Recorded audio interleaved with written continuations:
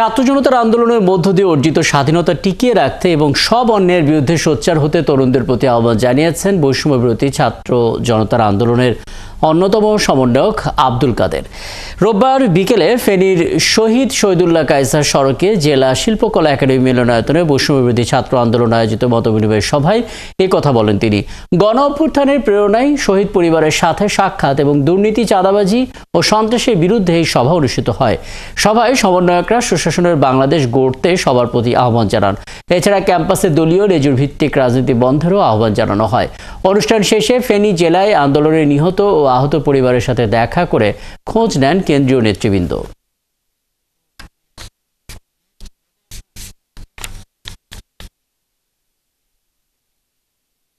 আসসালামু আলাইকুম।